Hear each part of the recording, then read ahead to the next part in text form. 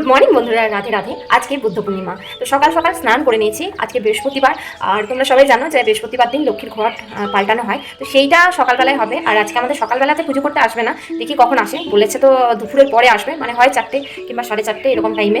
কারণ হলো আজকে সারাদিন পূর্ণিমা থাকবে। কালকে সন্ধ্যেবেলায় লেগেছে, কটায় লেগেছে ঠিক বলতে পারবো না, কিন্তু সন্ধ্যেবেলায় লেগেছে পূর্ণিমা। তো সারাদিন আজকে পূর্ণিমা আছে, আবার সন্ধ্যেবেলায় ছেড়ে যাবে। সেই কারণের জন্য সারাদিনই হয়তো প্রত্যেকের বাড়ি পুজো হবে। তো যেহেতু আমাদের দুপুরবেলায় পরে আসবে, মানে 4টে 4:30 নাগাদ, তো দেখা যাক। চলো এখন জোগাড়জান্তিও করতে হবে, সব কিছু তোমাদের সঙ্গে শেয়ার করবো। শুধু ব্লগটা এই অবধি দেখো, আশা করি তোমাদের ব্লগটা ভালো লাগবে। এই লক্ষ্মীর ঘরটা আগের সপ্তাহে মানে বৃহস্পতিবার দিন পাতা হয়েছিল, সেটাও চেঞ্জ করব এবং আসনটাও চেঞ্জ করে দেব ঠাকুরের। আর এখন দেখতে পাচ্ছ ঝাঁট দিয়ে নিয়েছি, তারপর ভালো করে পরিষ্কার করে নিচ্ছি। প্রথম ভাবলাম ঘরটা ভালো করে ধুয়ে নিই, তারপর ভাবলাম যে ধুতে গেলে অনেকটা টাইম চলে যাবে ওটাতে, তো ভালো করে পরিষ্কার করে নিয়েছি। আর এখন দেখতে পাচ্ছ সিংহাসনটা আমি ভালো করে মুছে নিচ্ছি, যেহেতু তোমাদেরকে কি বললাম যে আজকে ঘরও চেঞ্জ করব এবং ঠাকুরের যে আসনটা পাতা হয়েছিল সেটাও আজকে বৃহস্পতিবার বলে চেঞ্জ করে দিচ্ছি। তো সেই জন্য সিংহাসনটা ভালো করে মুছে নিচ্ছি। তো দেখো আমার কিন্তু ভালো করে পরিষ্কার করা হয়ে গেছে সিংহাসনটা। এখন আমি সিংহাসনের মধ্যে আলপনা দিয়ে নিচ্ছি।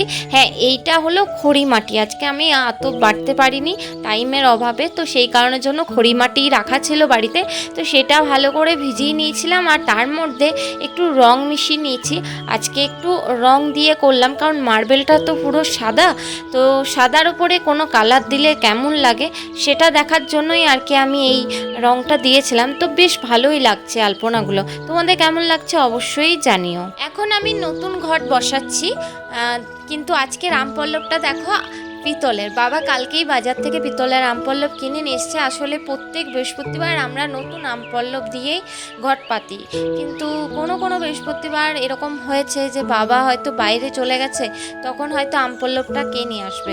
এইরকম সমস্যার সম্মুখীন হওয়াতে আমরা আমাদের যে পুরোহিত আছে তাকে জিজ্ঞেস করি এবং তিনি রায় দেন যে পিতলের আমপল্লব বসিয়ে দেওয়ার জন্য, যে তাহলে ওটা কি হবে, প্রত্যেক বৃহস্পতিবার ধুয়ে আবার বসানো যাবে, ওটা কোনো অসুবিধা হবে না। তো সেই কারণের জন্যই আর কি বাবা কালকে বাজার থেকে আমপল্লব নিয়ে এসছে কিনে, আর সেটাই আজকে বসালাম। বিকেলবেলা হয়ে গেছে, ঠাকুরমশাইও চলে এসছে পুজো করার জন্য। আমি সমস্ত কিছু পুজোর যা যা জোগাড়জান্তি লাগে সমস্ত কিছু রেডি করে দিয়েছি। আর সকালবেলায় যখন আমি পুজো কমপ্লিট করলাম, তারপরে যা যা হয়েছে সেগুলো আর ভিডিও করা হয়নি, তাই তোমাদের সঙ্গে শেয়ার করতে পারলাম না। যাই হোক, আশা করছি ভিডিওটা ভালো লাগছে তোমাদের। ভিডিও করা তো হয়, কিন্তু ভিডিওগুলো সময় মতো এডিট করা হয় না, তার ফলে আমি সময় মতো পোস্টও করতে পারি না, তোমাদের সঙ্গে শেয়ারও করতে পারি না। আমি চেষ্টা করি যে যাতে সময় মতো আমি যেন পোস্ট করতে পারি, কিন্তু ঠিক হয়ে ওঠে না।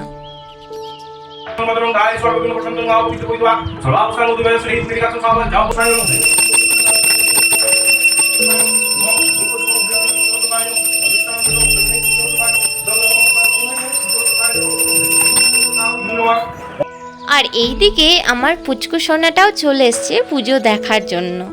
ও ঘুমাচ্ছিল, তো সেই কারণের জন্য ঘুম থেকে উঠে এসছে বলে ওর চুলগুলো এখন এলোমেলো হয়ে আছে। আমার কোলে বসে বসে ও পুজো দেখছিল, আর সেই ফাঁকে আমিও একটু ওর ভিডিও করে নিলাম।